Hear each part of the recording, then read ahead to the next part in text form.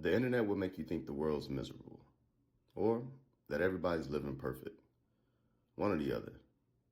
But what if neither is true?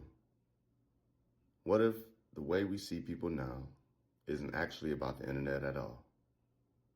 What if this is just how people are? This is Nappy Thoughts. 2, 1. What up, Jay? I think it's vital that we talk about today, man, because we talked about it a little, and it is kind of this state of negativity from the internet to make you think the world's miserable. Either it'll make you think the world is balling or they're miserable. And then in real life, it's just, man, everybody's living. Everybody's getting by. Could be at peace, but are choosing like not to be because they're overly consumed in what goes on the internet. And I think now it's kind of even taking a broader toll on how they mentally project themselves out into the real world. In what way?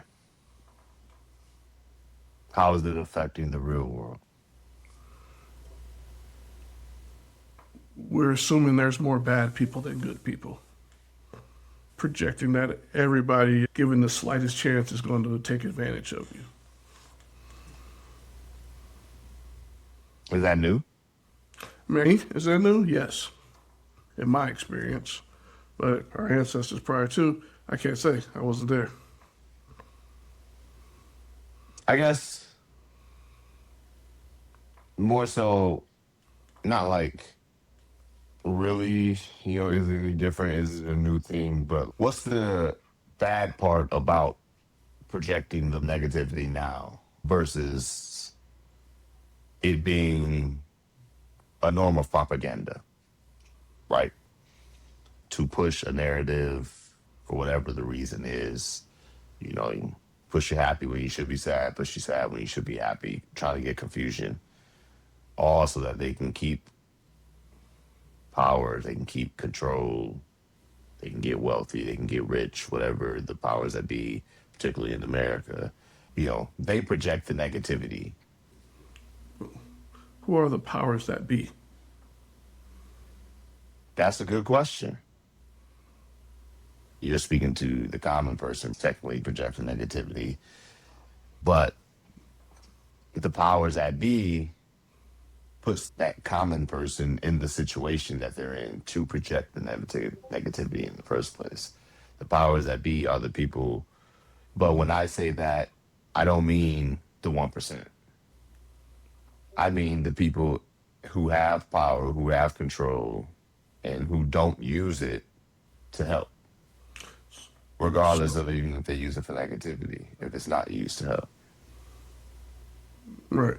So, I guess then let me picture that. What's the current propaganda message that goes on now? Oh, Israel peaceful. The Iran war, they're So, yeah, terrorists. okay. So propaganda Israel's peaceful. And we're in a state today where that can be debunked. So I don't think propaganda has that influence of what it did to maybe our predecessors as much as today there's just an ongoing negative mindset. And I think that is because of, like I said, overconsumption of the outside world through the internet. Because now, like I said, propaganda leads you to believe Israel's peaceful. But now that we're consuming the real thing, you see it's a fucking war zone. You're seeing bodies, you're seeing very saddening shit. And it pushes more of the mindset of everybody's corrupt, everything's bad, and it just kind of flips into this negative mindset that is just kind of getting more and more perpetuated. There are no good people and treat everybody guilty and proven innocent. –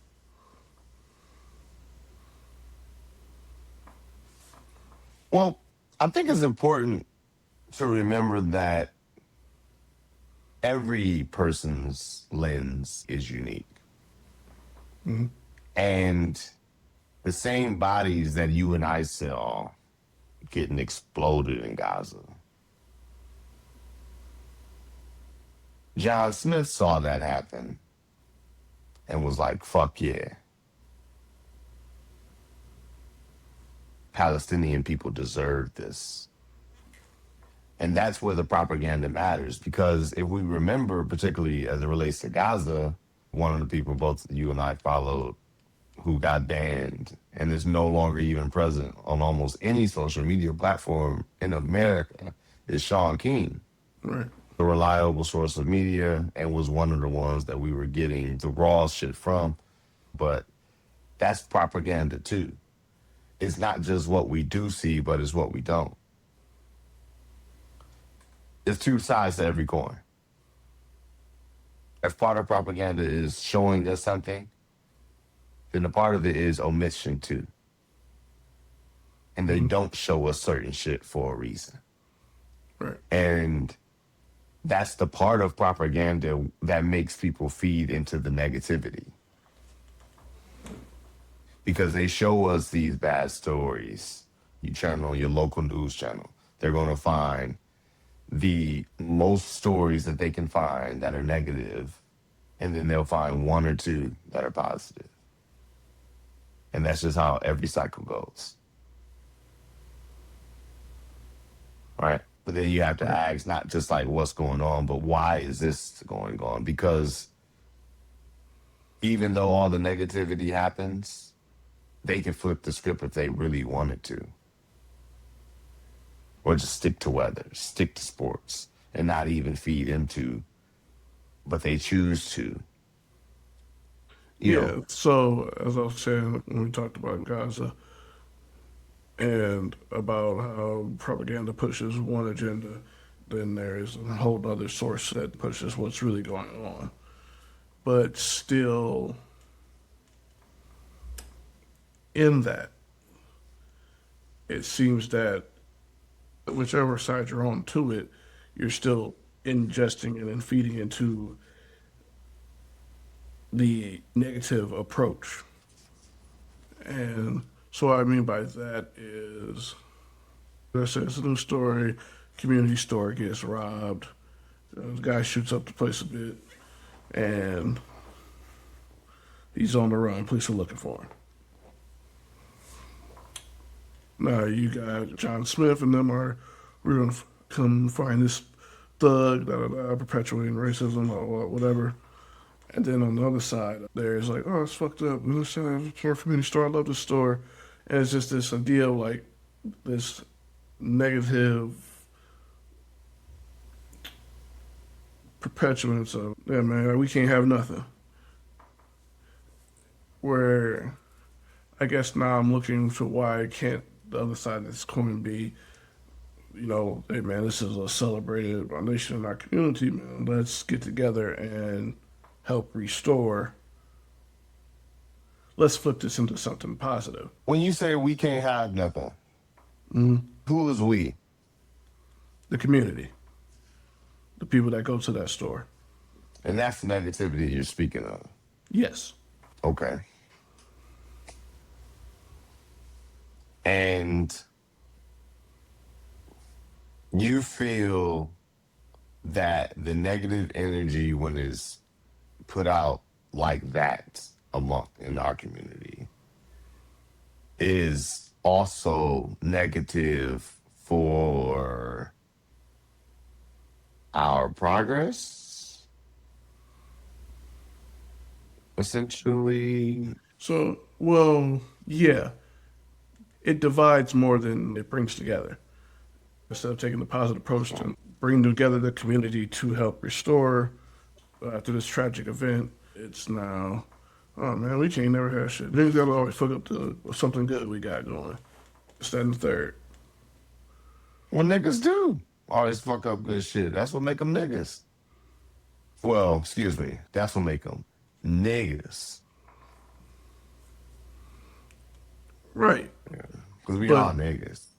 Right, but does that have to be perpetuated as opposed to, like I said, now actually putting forth that positivity? So you mentioned a good word that I've actually been thinking about, and it's division. When I first got into like personal thought on it, it took me back to college and the term Alana, the African American, Latino American, Native American thing that they were pushing at Kent State, and how it was a personal thing. They can't even lie, but end up being, one of the things, many things we worked as a group and as a collective, to make a point to the university that we did not want to be grouped together with Latino Americans or Native American students, not because we didn't bump with them, but because we had different needs. So they needed to be addressed individually. And so now you mentioned it again, and it makes me think about the Black community, right? And it really makes me think about, is there really a bad thing with division, right? Division is just math. You can have addition by subtraction, multiplication by division. What's negative for somebody is positive for others. And it's not necessarily the best thing that somebody finds positivity in death or war, destruction, violence, or crime, or any other shit. But that's the reality. It's polarity. It exists. And so that is where we're divided. And that's a natural division. Good and Um, bad don't exist in the same spaces. well, Left is well, left, right is right. no division at all isn't good, just like no multiplication at all is good. There has to be balance. You divide too much, you no longer have a whole number. You multiply too much, and now there's too many numbers. So I don't think that any division is a positive thing. Obviously, there has to be some division. But where I would challenge your thought on that is I think that there is a right or wrong answer to that. If someone thinks killing is positive, I would have to say that they're wrong. I would say put them in the military. And then some would argue why we need the military if everybody strive just for peace and happy thoughts. Because the military is for peace. Okay, let's talk about that in a quick example. You can divide by a fraction, and that's actually multiplication. You divide labor sometimes so that people can focus on a certain thing and give more attention and do better. So that's where division can be positive. But back to the military, particularly, the military is not just one thing. It's not just war and violence. That's not all that the military does and all that it's for, right? Shooting and killing is the last resort. They build communities. They restore, like when the National Guard got sent to DC, they was cleaning up trash and stuff like that. Like the military doesn't only fight war, and that's not their only purpose. Well, in some people's idea of a perfect world, a perfect functioning society, there's no need to enforce people to go pick up trash because everybody picks up their own trash. Everybody looks in a positive light after one another, and so there's no need for conflict. Or there is not no need for conflict, but there is no conflict. That's not human nature. We don't have a utopian time recorded in human history. Some argue No, that it's achievable. I I'm sorry. mean, I said some argue that it's achievable, I would argue with the people which, that believes it's achievable. well, again, I'm more so trying to find the, I guess, not the perfect equation, but a balanced equation.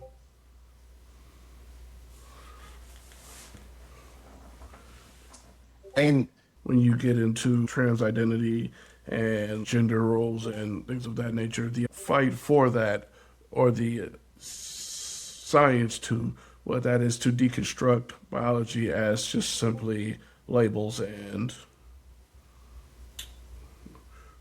training the mind to assign roles and labels to objective things. And so to deconstruct that is to no longer think things have to function this way. To think, so when you're saying that that's not human nature, there is no human nature. Human nature is something that we have labeled and applied, not necessarily an actual thing. Humans can be whatever that they choose to. Human nature can be whatever we choose it to be. and that's where we're wrong. Human nature has been defined, it has been studied, and is not unique to one culture. That's what is important about sociology and psychology and all the research that actually has been done in these two fields. They're not talking about, oh, what Americans do. They're speaking about years of research across communities, across cultures, across countries, and things that always match no matter where you go. So certain maternal instincts, certain paternal instincts, certain things that make us laugh, bring joy, that make dopamine release in the brain. These are the things that are actually what people are speaking of when they're talking about human nature. So again, when I speak to a utopian world, that is ignoring that Down syndrome exists. That is ignoring that people are born with abnormalities in the natural world. That there is nothing that we can do without eliminating all of these people to create this utopian world. And so to have an ideology of a quote unquote perfect world, that's actually some bigot, racist ass shit, if you ask me. Because that shit don't exist. That's white privilege is fuck. That's not a space that anybody in the world lives in. That's why militaries exist, because people have to eat. There are winters, we have seasons, there are bears and tigers, and we have hurricanes, we have tornadoes, things that are completely out of our control that can disrupt our society, our ways of life, and that's going to cause us to come together and change it as a people, no matter what we believe, no matter what world and utopia we think we living in. When a hurricane hit your shit, the cell phone ain't gonna do you no justice. Ain't too much you can fucking do when you get caught in the raw. Like we have Well, to so make the world imperfect to make it perfect. the rebuttal to that is, well, a lot of natural occurrences are human caused because of non-natural elements that we put out into the world. Essentially, the ideology is that there's a place for everything and everyone on this planet.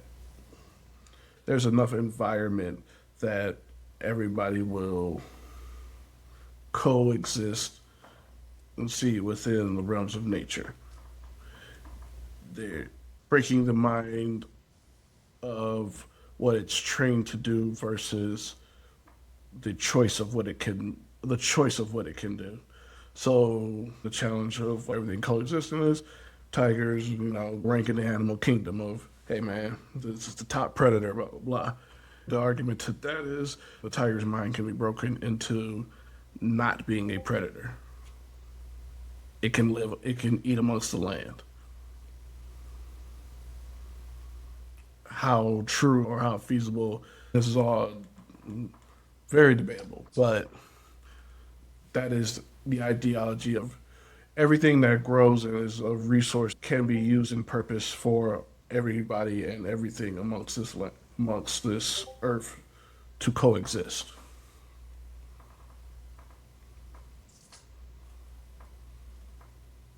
So we choose to label women to have maternal instincts, but men or women can possess those same instincts equally. You're And right. You're right. And you know, back to the positive and negativity and why it's pushed. I don't think it's propaganda. I think it's a basic understanding of science, particularly biology, because 90% of people, when they think of biology, they only think about humans. And like you say, when they say maternal instinct, and even when the way I explained it first, right, I instinctively went about cultures. But that's not even actually where it stops. Right. They studied mammals too. So they And treated then they studied animals that weren't mammals and that were mothers still. And there are still maternal instincts across the animal kingdom that only exist in the mothers. Is that deep and tested? Now, it's just a social construct. And that actually the social construct was built off science. All of our laws were guided by science. Science was first, and then laws and shit were aligning as science was leading. But now we've reached an age where knowledge is so easily accessible. You can just push a narrative, you can control what you see. Nowhere else in the whole fucking world are motherfuckers as miseducated, given false and misleading information than fucking here. It is a basic understanding of science. Everything about biology would teach you that a utopian world, in order for that to exist, you would have to manipulate the world worse than what we already been doing. How many bears you gotta kill? How many lions you gotta kill? How many people you gotta sterilize and get rid of in order to make this utopian world what you want to be? And then how is that gonna affect the atmosphere? Like the earth don't need humans to take care of it. Nigga, this shit gonna keep going with or without you, dog. Stop acting like y'all really doing that shit. You know, like I believe in climate change, but I don't believe in climate control. Yeah, we affect the climate, but that's science. If I dig up some dirt and plant a tree gonna fucking grow. And guess what? It never would have grown there before if I didn't fucking plant it. And if 100 million motherfuckers do it, 300 million motherfuckers do it, 8 billion motherfuckers do it all at the same time, of course we're gonna fucking affect the climate. because you said something interesting, and I don't disagree. I would just change the language.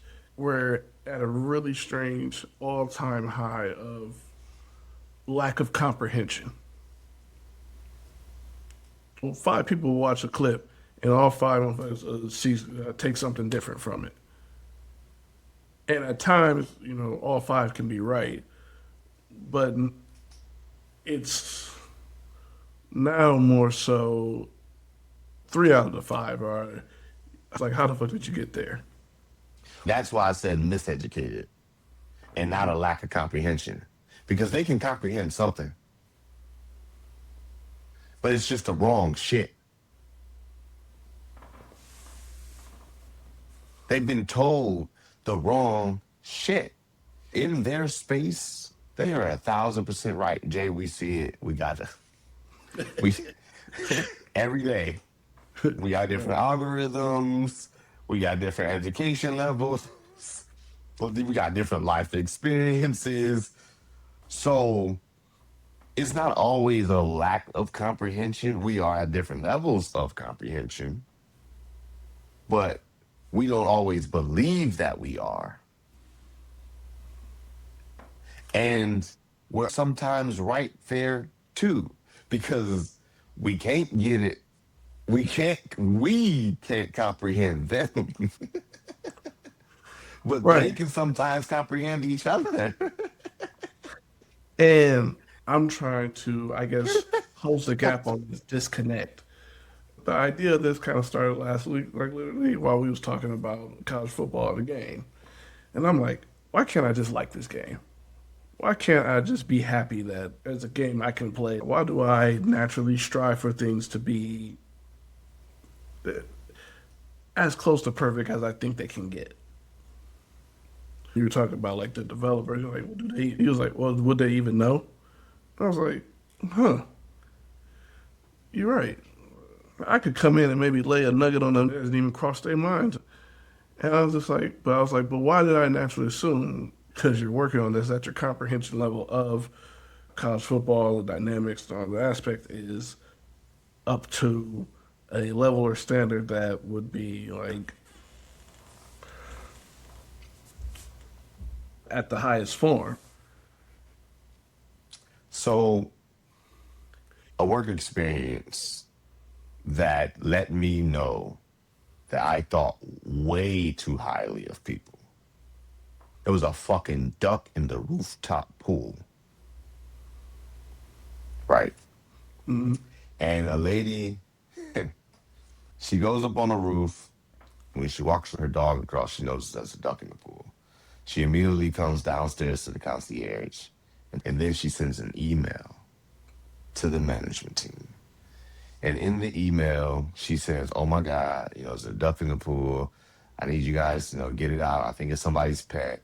It may be sick or something. We might need to have the water changed. I don't even know how it got up there because ducks can't fly." Sent an email. She sent an email, not a text. Sat down, opened it up, typed it up. No spell check errors. Punctuation, I kid you not.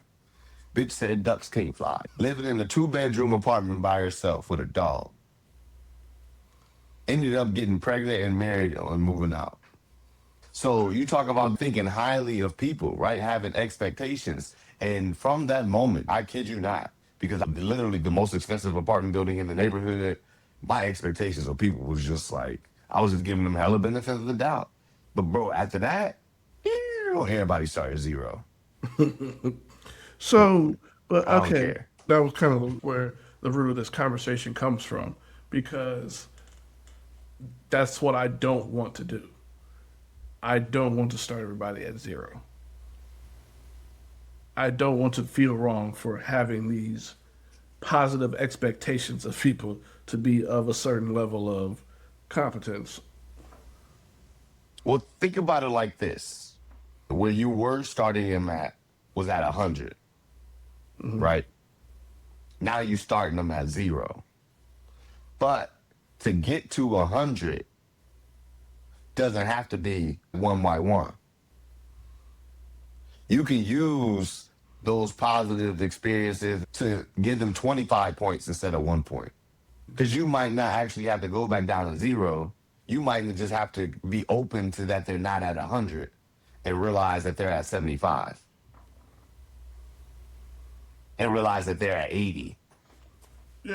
and Because, still I got a little mean, bit to go. I was just kind of sitting back thinking, what we're trying to build here and just really branch this into something to really, like you said, a community. And these past couple of weeks, building that community has been very tiresome and trisome. From trying to do the gaming community and just setting up a very simple, straightforward onboarding. Here's how you join the community. And then having to basically deconstruct it and rebuild it to something even simpler. To then taking it down again to making it now where it's as bare bones as I can make it. And I literally said, look, at this point, if you can get through this simple walkthrough, this community just ain't for you at this point. I felt a very much way about having to feel that way because I'm like, I I want to create the positive experience and like uplift and okay, you're a little slower than others, but let me help you at least get to a level. And then also when we first kind of started this, man, I felt there was 15 people off the bat. I was like, that we can plug and play, and that'll help it grow and expand this thing. And that was, I would say, probably like November, December. And now that we've actually physically created it, that shit has It's definitely not 15. Yeah, and it's like, and I don't want to feel negative about it.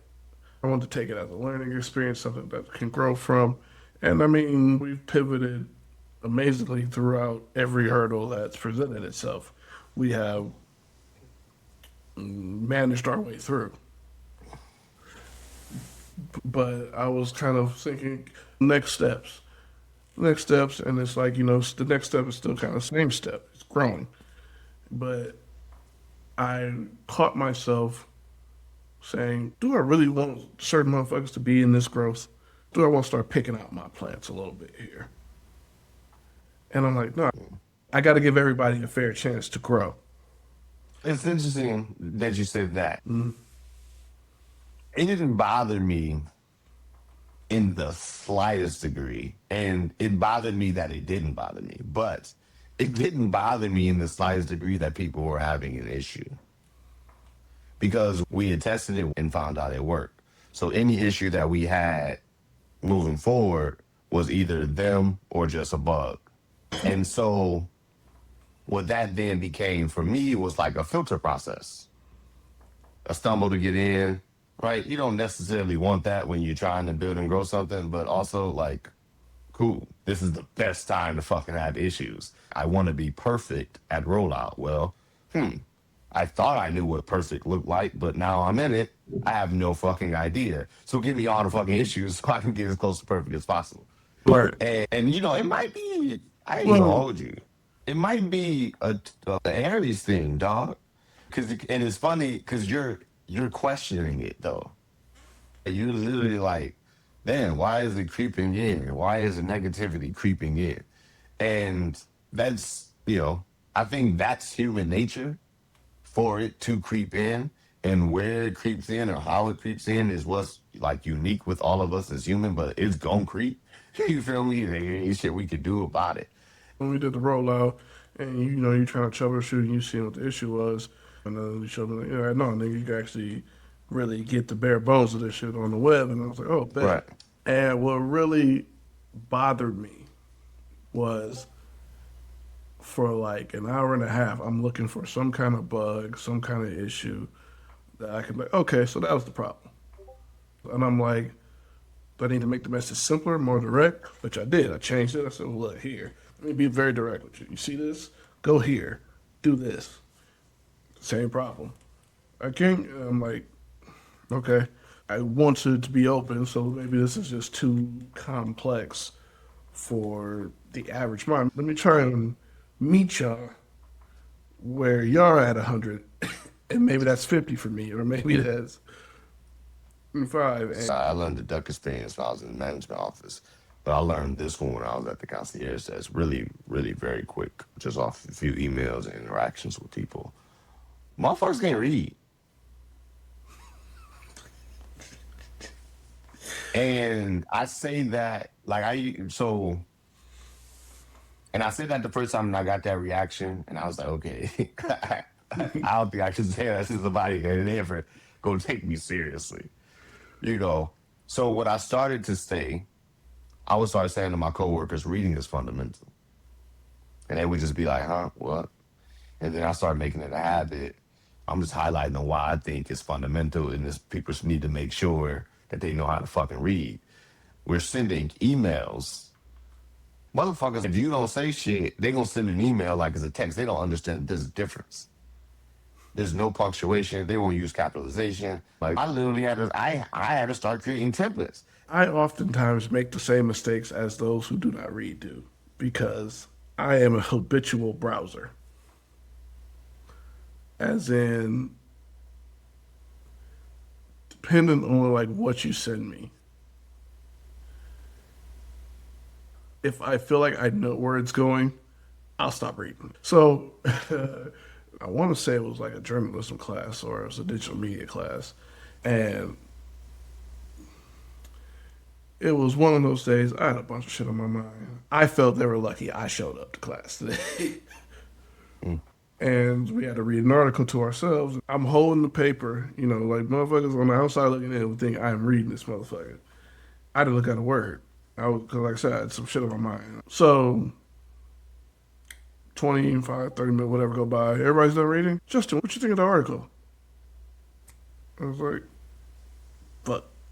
And then I was like, I think obviously with doing the study is the right intentions. And the class is just looking at me like, and I'm like, ah, shit, there's something in here I missed.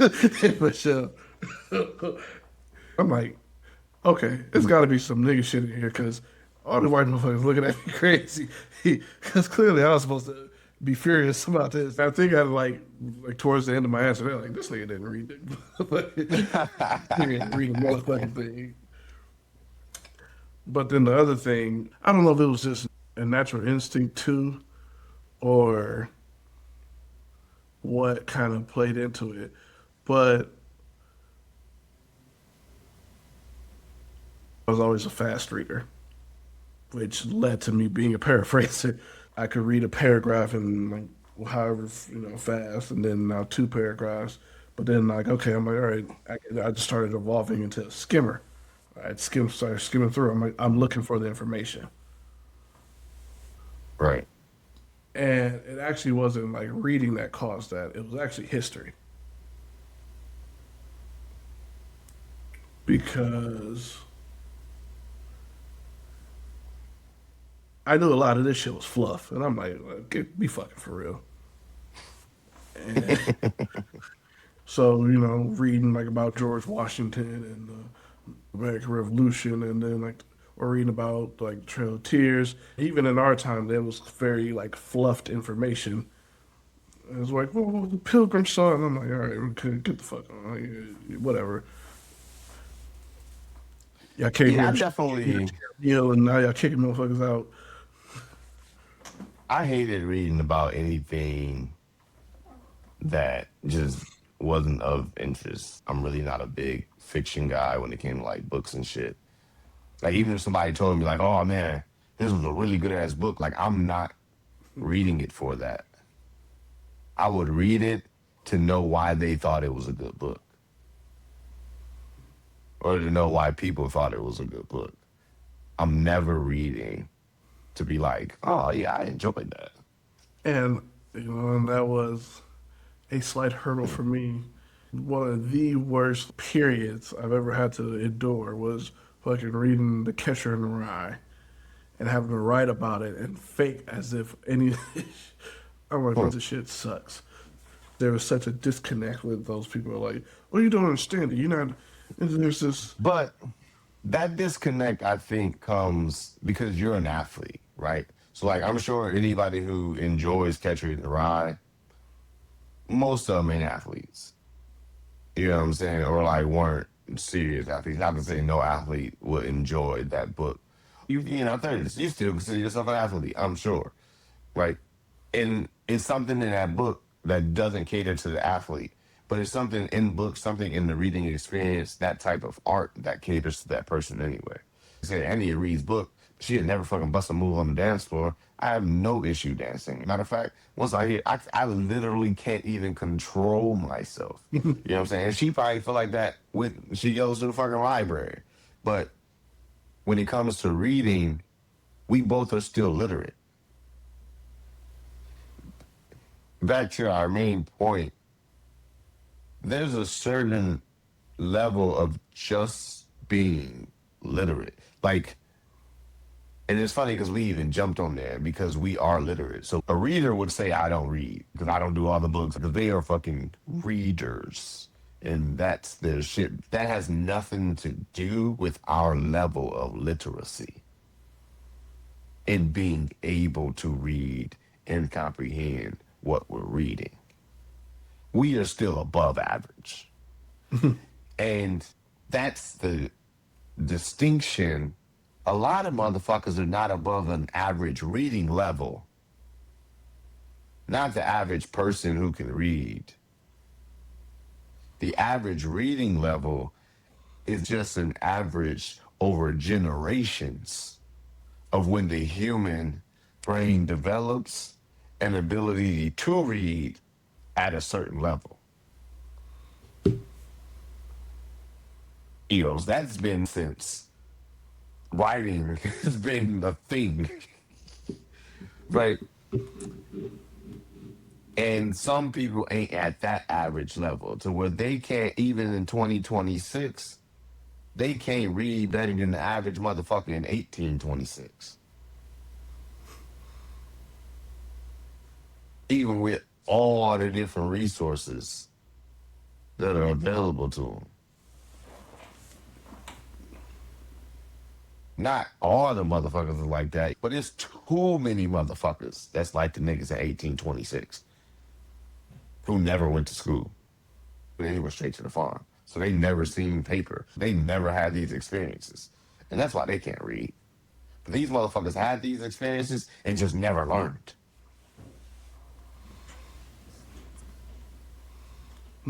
You seen Underground? Yeah, Remember the slave catcher used to have his boy read for him and shit like that? yeah. Like, that's where we at. Still. It's motherfuckers that can't read like that. And it's crazy because we don't have to write. You don't have to send proper grammar in a text. If you don't use it, you lose it. I still know French better than a lot of these motherfuckers know English. That's crazy because yeah, actually I took French for a minute, but I'd have to see it. If I saw it, I mean, I still know the basics, but like, A nigga want to have to learn French, and their shit is always reversed. Like their fucking adjectives and shit come after or come before or yeah, whatever the fuck it is. It forced me to learn English. Work friend. Speak two languages.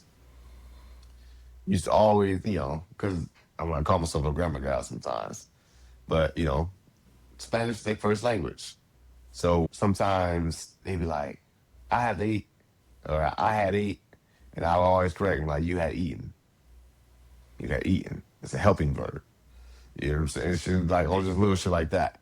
And they would get annoyed, but I would teach it. And in a sense like that, one, because it's ingrained in me. Shout out to Miss Alvarez, an eighth grade honors English teacher, that passed the fail test, you know. But then two is like, it's, you might not really know. You might be thinking you speaking proper English because, whatever. And I'm not going to let you slide. I fucks with you. I went to Catholic school. And that one just ain't, it don't hit the ear right. What's little shit like that? Motherfuckers can't read, Jay. Why motherfuckers are negative, bro? Because they don't know how to spell positive. Sound it out, positive. It's the Z in there somewhere. I know it is. Like, it's. And the world ain't helping them, man. I mean, well, no, hey, how man. could you be positive, though? I was up in the city. Man, I had Kari had a really bad cough, and it was like getting back to the point where like I was starting to I was like, all right, I can't medicine ain't about to let's take him over to urgent care, and urgent care is urgent care, but I'm like, my thought into it was these motherfuckers still doctors though, like right? You go in there. To him, it was like, oh, what's going on? It's like he's got a really bad cough, bro. And like when I say my fucking heart and stomach dropped to my fucking toes, I said, I gave him some kids NyQuil. Kids NyQuil. This is NyQuil. How you spell that? Well, no, he didn't say how you spell that. He said, can you spell that for me? And I was like, oh yeah. And I'm like, I can, but I would like for you to. Nigga, you don't know a night? This is a hospital. He just hit me right before I started spelling. I'm like, yeah, dog, I could probably. No, I know I can't spell NyQuil, but I feel like you should. I feel like that's something should be your expertise. And like from there on out, any advice anyone could give was just no longer valid to me. And I was like, okay, so I'm trying to minimize my losses here. If it's gonna be like 45 for the visit, fuck it, I just lost 45 because I'm just like, Nigga, you asked me, can I spell NyQuil? The It's a Walgreens like two. You can walk to the Walgreens over here. I know you've seen it. I think about, like I said, negativity, reading, went to public school, first through eight. I was always one of the smartest kids in the class, easily top three, every class I've ever been in. And one thing though, I do always remember, most of my class was not that smart. It was a couple of the smart kids. It was a couple of the kids that was way smarter than what they tried. But it was a whole bunch of kids that tried and couldn't do better than a C. And I never tried. And always got A's, especially in public school. Sure. Preschool all the way to sixth grade. I went to all black Catholic school. And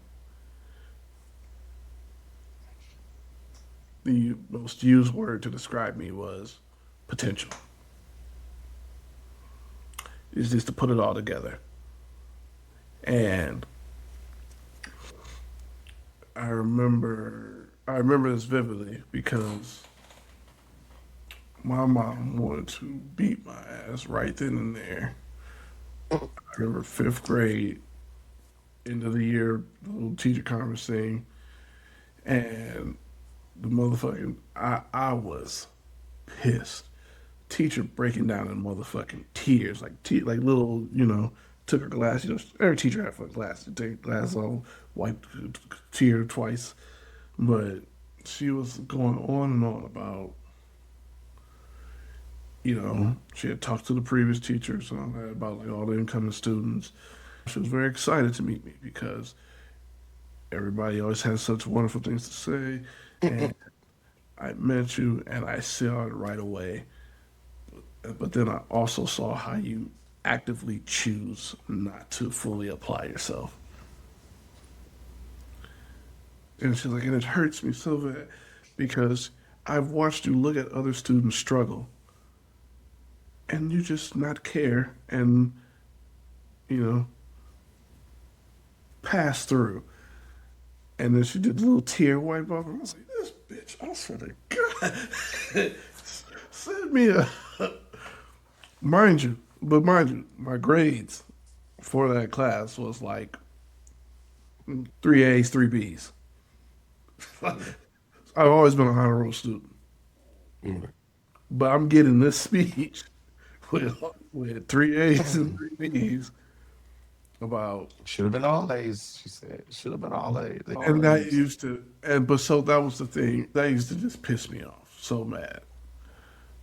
Was like you said, I'd have four A's, two B's, five A, whatever, and everybody just be like, you can get all A's, and I'm just like, motherfucker, people can't do this. That's And so, funny. Yeah. well, yeah, The curse will always happen straight A's. well, But so I never felt like it wouldn't have stand because maybe I would have like felt that way, honestly. well, no, But I I always mean, felt like I would by, get in trouble for having a B. by far laziness was well. So like, I didn't get necessarily in trouble as much as I got fussed at, but then I'm Oh, I like, would have got a whooping. it was like two people on, first on the roll, all A's, and it was two people on second. I was always one of the two. Mm, And then it would be like a bunch of motherfuckers on the third honor roll. They got C's. And then the motherfuckers that didn't make any honor roll. right. And, that list was pretty deep. I'm like, so you want to fuss at me for being one of the four or three in the top? Damn. Yeah, I would have. I mean, I got whoopings for no reason. So I don't think I ever got whooping for my grades. So, but I guess I was just like afraid to. Because I didn't get nothing less than the 8 till I got to high school. And my parents probably never even know about that for real. Like I said, nigga, I remember that grade card. I got that D on, nigga. That shit sat under my mattress. I got it my sophomore year. That bitch was under my mattress. So I graduated, nigga. Yeah. They never saw this grade card. I think that was like second quarter. Sophomore year, gang got a D. But like, Mm-hmm. yeah, that teacher was so The one upset just for because Christmas. she was like, "You actively choose to joke around and play class clown, and you could easily be the leader of this class." I was like, motherfucker, So cause you were a cool kid too, though. yeah, and then they'd be like, and I was just like, "Why the fuck would I want to be the leader of this shit, dude? That's your job."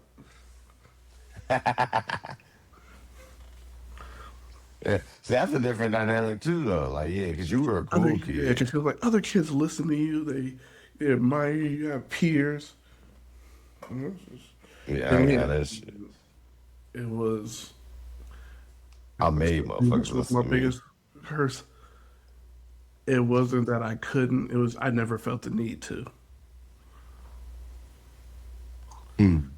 Everybody kept saying, "I know you can get all A's." I'm like, okay, so we both have that understanding. We know I can turn it on when I. So yeah, it took a while for me to break that issue of I can turn this on when I want, especially through college. 'Cause college was a motherfucker, and that was like a whole different kind of burden for me because Letting life get in between. yeah, it was like nigga, I was used to. Boy, if I write a book about my high school, about the shit that was going on in high school, man, motherfuckers going to jail. Good shit. Probably take my mom to jail. It's probably a whole half the city going to jail. Cause nigga, I had no business out being out there like I was. And then I took that shit over to college, and then like I said, I started nigga hanging out till 3 in the morning, got a class at 8. I actually, when technology started progressing a little bit, I used to record my classes. And then, cause I think, because yeah, we ain't, no, this wasn't on wax either. But I'll tell that story too, because you was cracking the fuck up about it, and that just really made me think about that shit. And I'm just like, damn. So I ain't gonna say where or when this took Uh, place, but yeah, in yeah, college, say that, say that. trying to pull the same old. Man, Uh, a book report was due, and the motherfucker ain't. All right, man. All right. One, it was again, certain shit just don't interest me. And that book did not in the slightest. I'm like, capitalism and that shit's stupid. It's about bunch of fucking pigs. and And no more fun. yeah, I ain't reading this shit. Niggas just found out about the internet. All right, hold on. Look up the book. Tell me about it.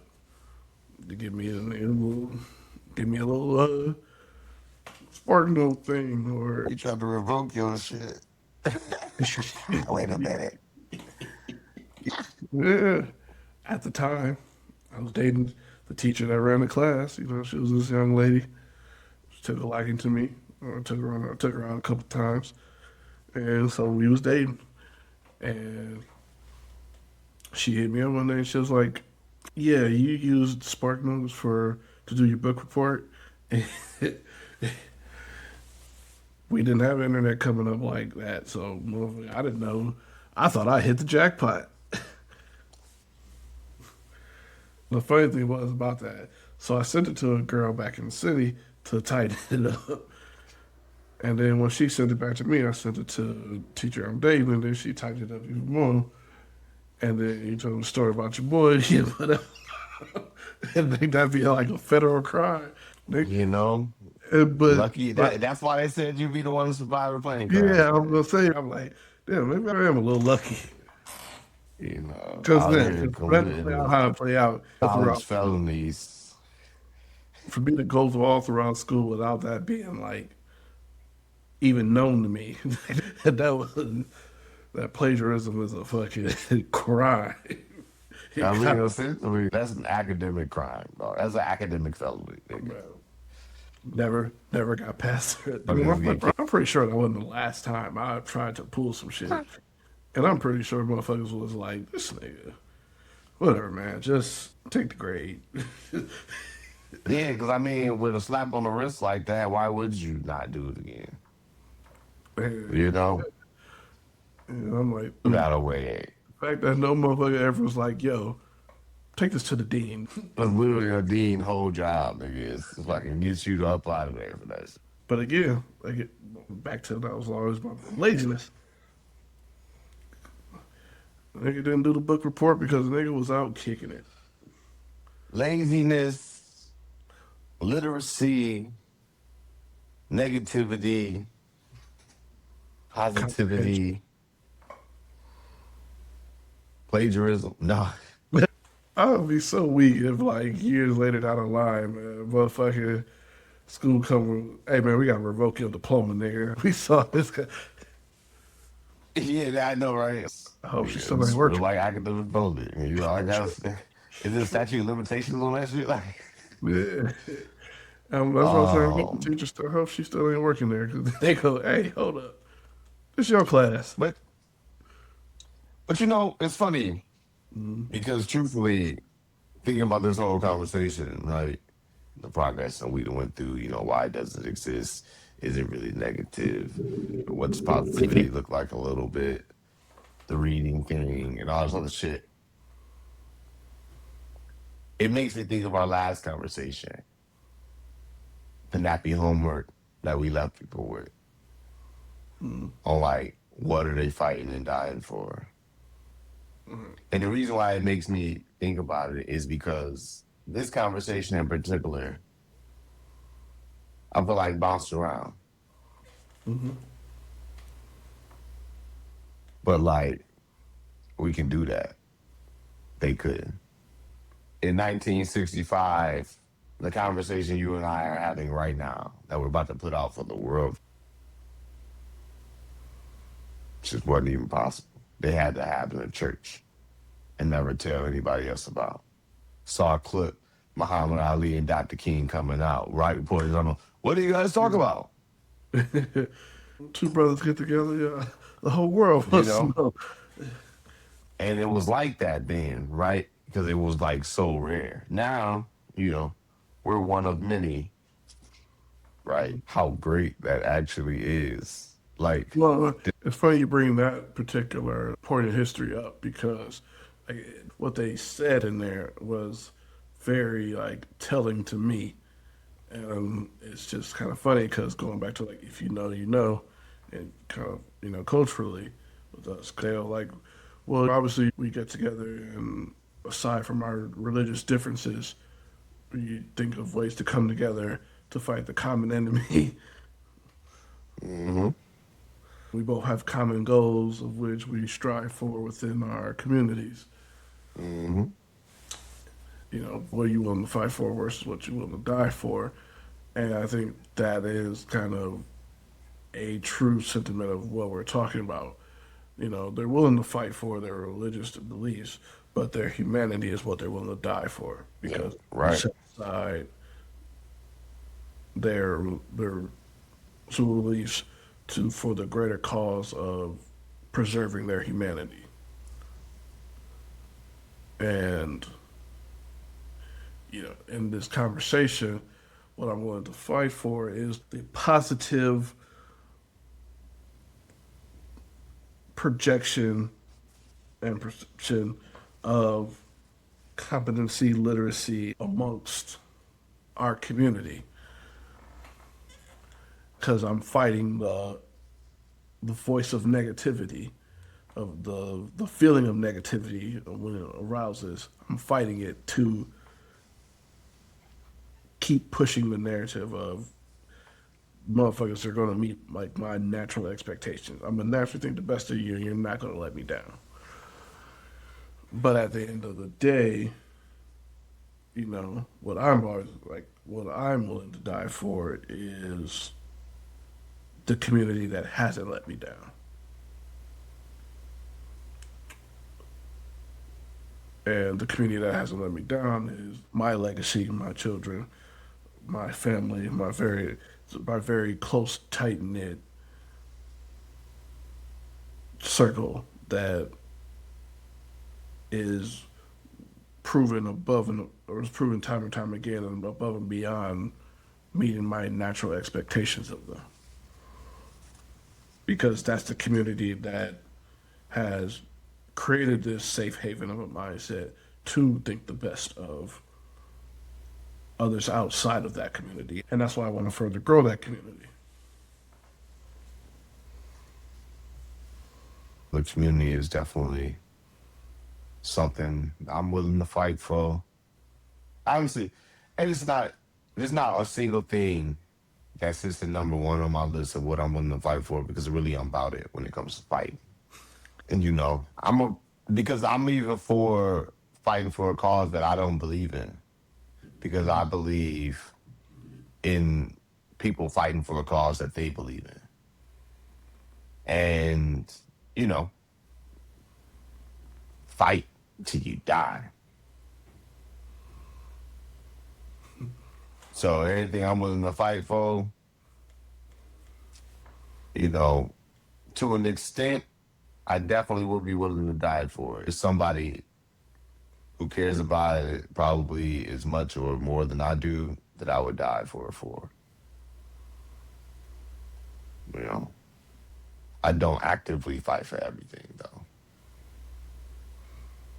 But Right. I can be convinced to. Like I said, if it's unjust, it's unjust, and I'm gonna get myself out there. And that part of why I don't actively fight for it is because though I'm willing to die for it, I'm not trying to die for it. And that's the subtle difference. And You that's know, and that's why you explain the military as you do, because people have always described you as militant, but I think that they've often mistaken that as trying to purpose that as combativeness. But when in fact you are very militant, because again, military isn't necessarily just violence and going to war. It is preserving, it is reconstructing, it is communalizing. And you hold all those traits. But like just like you said, when you college, when you had your locks and everything, it was long, and it's it's that militant to the motherfucker. You know, I was trying to send a message, but I was just clearly sending the wrong one. I even tried to keep the motherfuckers crispy, and niggas still. I was just like, all right, well, let me. But you're right. No, yeah, you're right. I but appreciate that, brother. that's the experience of our culture. Like you said, completely trying to push a certain message, and motherfuckers just see you as a nigga anyway. You Or you just an angry nigga. Minimalizing everything like you said it for into, oh yeah, this is just one of them angry niggas. Facts. No, man. See? I'm not mad. I'm friendly. But now it's back. And I don't think it's going nowhere. So, like, y'all seen both sides of it now. Back to the way I'm supposed to be. Call me Samson. Shit. Cut my shit. God damn it. But yeah, man. Definitely. This hand, it's willing to fight and die for, motherfucker. Keep it nappy. Keep it nappy, motherfucker.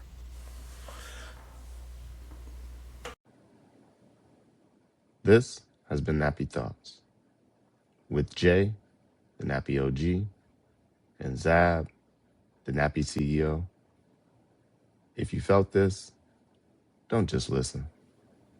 Think. Until next time, keep it nappy.